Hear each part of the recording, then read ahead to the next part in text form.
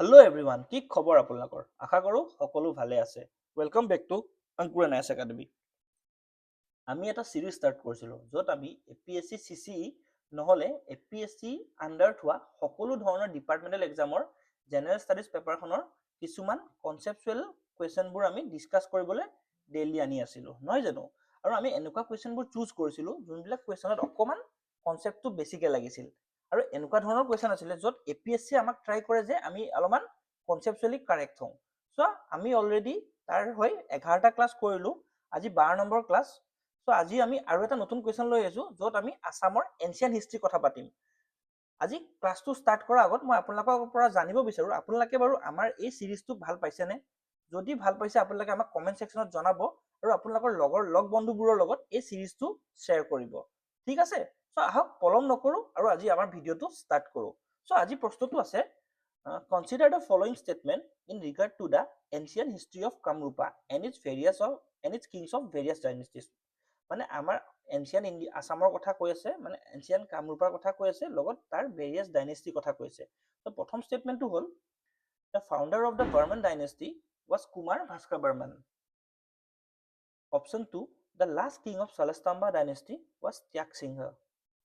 Option 3, the last king of Burman dynasty was Pushya Burman.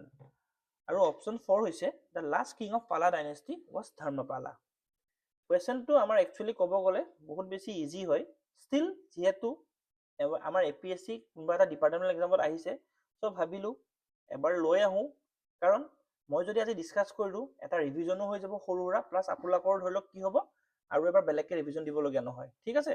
চ' আহকচোন প্ৰথম আমি কুৱেশ্যনটোৰ এনচাৰটো জানাৰ আগত অকণমান ডাইনেষ্টিৰ কথা থুলমূলকৈ অকণমান জানি লওঁ। ঠিক আছে?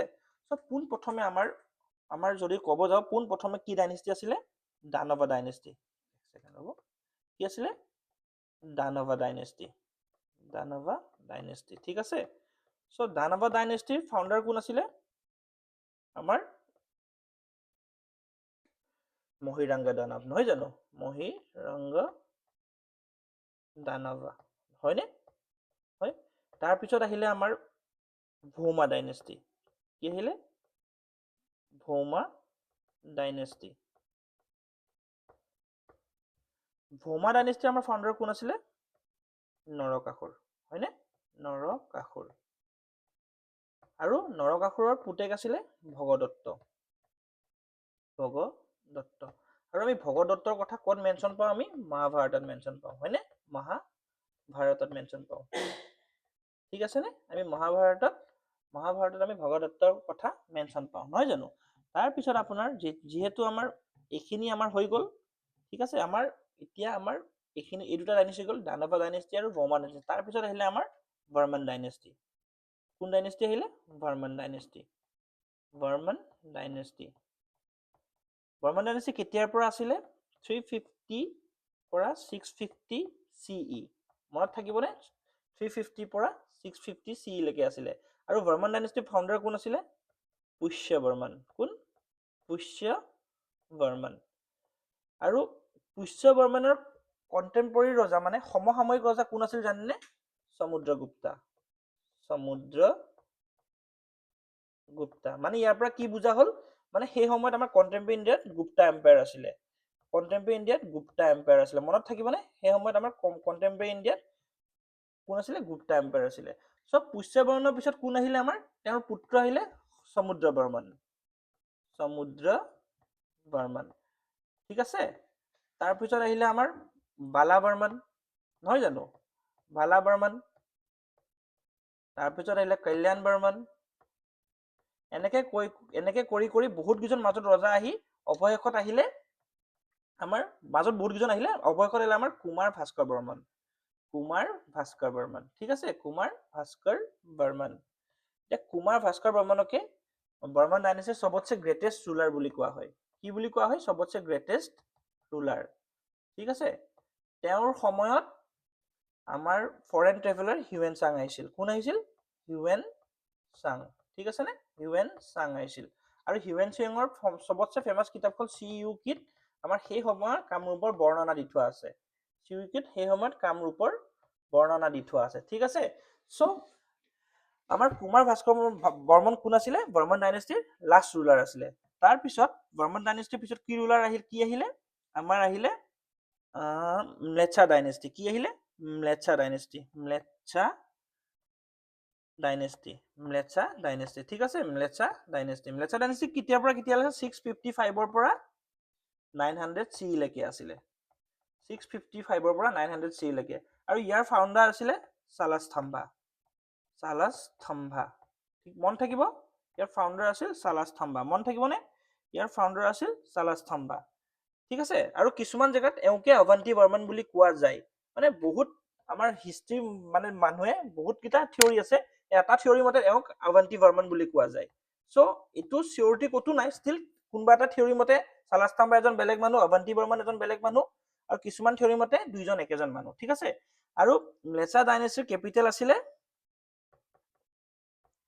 হাৰুপেশ্বৰাত ক'ত হাৰুপেশ্বৰাত যে প্ৰেজেন্ট ডে ক'ত জানেনে এইটো তেজপুৰত প্ৰেজেন্ট ডে তেজপুৰ মন থাকিবনে প্ৰেজেন্ট ডে তেজপুৰ ঠিক আছে মই আপোনাক এটা কথা ক'ব পাৰিলো বৰ্মন ডাইনেষ্টিৰ কেপিটেল ক'ত আছিল জানেনে বৰ্মন ডাইনেষ্টিৰ কেপিটেল আছিলে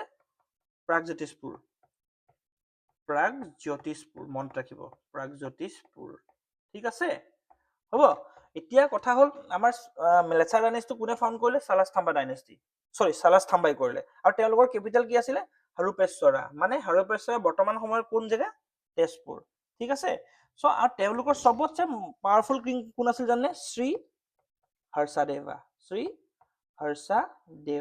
ঠিক আছে নে Shri Harshadeva was the most powerful king of Mlechchha dynasty ঠিক আছে তাৰ পিছত আমি ম্লেচ্ছা ডাইনেষ্টি কৰি কৰি লাষ্টত তেওঁলোকৰ শেষ ৰজাজন কোন জানে ত্যাগসিংহ ইয়াৰ মাজতো বহুত কিজন ৰজা আহিলে তেওঁলোকৰ শেষ ৰজাজন আছিল ত্যাগসিংহ কোন আছিলে ত্যাগসিংহ ঠিক আছে ত্যাগসিংহৰ পিছত আহিলে নেক্সট আমাৰ যেতিয়া আমাৰ ইয়াতে ত্যাগসিংহ শেষ ৰজা আছিলে সো আমাৰ ম্লেচ্ছা ডাইনেষ্টি ইয়াতে শেষ হ'ল তাৰ পিছত আহিলে পালা ডাইনেষ্টি কোন আহিলে পালা ডাইনেষ্টি ঠিক আছে পালা ডাইনেষ্টি কেতিয়া আছিল 900 ৰ পৰা 1100 CE ঠিক আছে 1100 CE আৰু ইয়াৰ ফাউণ্ডাৰ কোন আছিল জানেনে ব্ৰহ্মপালা ঠিক আছে আৰু এনেকুৱা ধৰণৰ কথা কোৱা হয় যে ব্ৰহ্মপালাই চাগে প্ৰথম চুজেন হেৰি আছিলে ৰজা আছিলে তেওঁ মানে পালা ডাইনেষ্টিৰ ব্ৰহ্মপালাকে প্ৰথম মানে এজ এ চুজেন ৰলা মানে ইলেক্টেড ৰজা আছিল বুলি কোৱা হয় ঠিক আছে নে আৰু এওঁলোকৰ কেপিটেল আছিল দুৰ্জয়া কেপিটেল ক'ত আছিলে কি আছিলে দুৰ্জয়া ঠিক আছে কি আছে দুৰ্জয়া আৰু বৰ্তমান মানে গুৱাহাটীৰ ওচৰে পাজৰে বুলি কয় আৰু ক'বাত ঠিক আছে বৰ্তমান গুৱাহাটীৰ ওচৰে পাজৰে ঠিক আছে আৰু এওঁলোকৰ most ডাঙৰ ৰজা হ'ল ৰত্নপালা মনত থাকিবনে এওঁলোকৰ সবতছে ফেমাছ ৰজা কোন হয় ৰত্নপালা ঠিক আছে এওঁলোকৰ সবতছে ডাঙৰ হেৰি আছিলে বৰগাঁও গ্ৰান্ট এটা গ্ৰান্ট দিছিলে বৰগাঁও গ্ৰান্ট বহুত বেছি ইম্পৰ্টেণ্ট হয় বৰগাঁও গ্ৰান্টটো আমি পৰৱৰ্তী ক্লাছত এই গ্ৰান্টটোৰ কথা পাতিম বাৰু ঠিক আছে নে তাৰপিছত এওঁলোকৰ ৰেইনটো শেষ হ'ল তাৰপিছত আমাৰ এনচিয়েণ্ট আছামৰ মানে ডাইনেষ্টিবোৰ ইয়াৰ পৰাই সমাপ্ত হয় বুজি পালে নে আপোনালোকে সো আমি আজি আমি আমাৰ এনচিয়েণ্ট আছামৰ ডাইনেষ্টি কেইটামানৰ কথা পাতিলো মানে কেইটামান নহয় গোটেইকেইটা এনচিয়েণ্ট আছামৰ ডাইনেষ্টি কথাই পাতিলো সো আহকচোন আমি এতিয়া কুৱেশ্যনটো আমি ডিকোড কৰিব চেষ্টা কৰো the founder of Varman dynasty was Kumar Bhaskar Varman এইটো শুদ্ধ জানো এইটো ভুল নহয় জানো এইটো ভুল হয় সো এইটো যদি ভুল হয় প্ৰথমটো ভুল হ'ল the last king of Salastambha dynasty was Tyagasingha এইটো শুদ্ধ the last king of Varman dynasty was Pushya Varman এইটো wrong the last king of Pala dynasty was Dharmapala এইটো ৰং নহয় জানো সো ইয়াৰ এনসাৰটো কোনটো শুদ্ধ এক সেকেন্ড ৰব founder of Varman dynasty was Kumar Bhaskar ঠিক আছে the last king of last king of Varman dynasty was last king of Dharmapala ইয়াত একচুয়ালি কুৱেশ্যনটোত ন কি হয় একচুয়ালি অকল অপচন 1 টোৱে শুদ্ধ কাৰণ the founder of Varman dynasty was Kumar Bhaskar বৰ্মনটো নহয় বৰ্মন ডাইনেষ্টি পুষ্য বৰ্মন হয় নহয় জানো পুষ্য বৰ্মন হয় the last king of Salastambha dynasty Tyagasingha ঠিক আছে the last king of Varman dynasty Pushya Varman হয় জানো নহয় তেওঁটো ফাউণ্ডাৰ হয় সো এইটো ভুলে হয় আৰু the last king of Pala dynasty Dharmapala হয় জানো the last king of Pala dynasty কোন হয় জয়পালা হয় the last king of Pala dynasty কি হয়